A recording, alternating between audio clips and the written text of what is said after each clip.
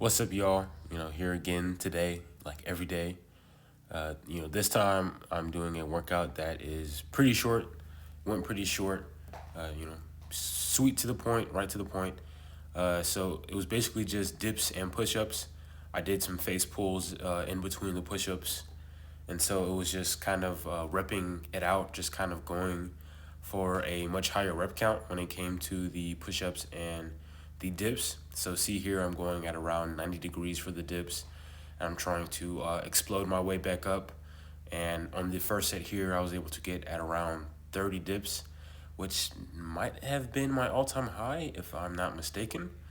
Which is interesting because I am at a heavier body weight. The last time I tried to, I guess, do like my overall like amount, that my max amount, which I think I capped at possibly 25 or so.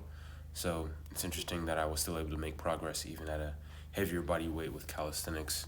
I think that's one thing about calisthenics where sometimes you can still make progression even when you are heavier. And so if you guys notice any type of like sprinkling water or whatever, the neighbors next door they were getting their house pressure washed. So there's kind of like some sprinkles of water here, and there's maybe even some noise in the background. They're still even doing it now as I'm like recording the audio for the video, and I did get like a little wet. It was just a little bit of sprinkles, but it wasn't anything major to distract from my workout or whatever. But with the dips, I really like them. You might have seen that I kind of, I guess, kept at my feet. I'm not sure exactly what to call that.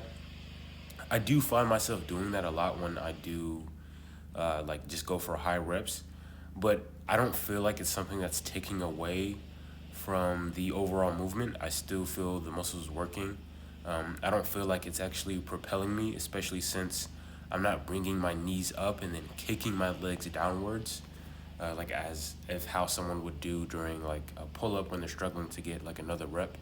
I'm just kind of like bending at the knees as I raise upwards because since I have longer legs, when I go down, if I didn't fold my legs at the back, they would end up touching the ground.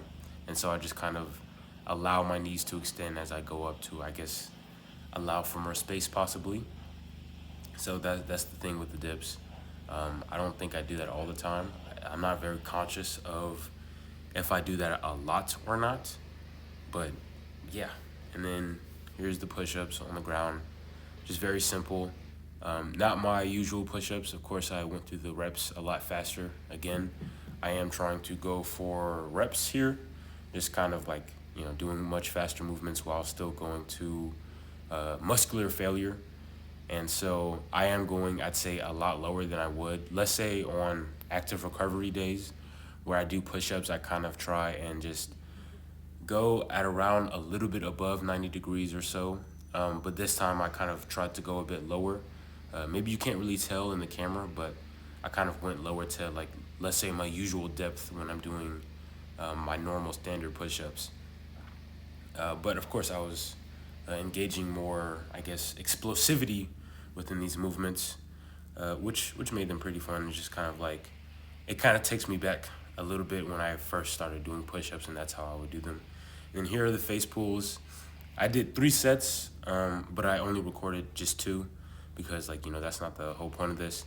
And I did the face pulls just to keep my shoulders from, messing around, just doing, dips and push-ups.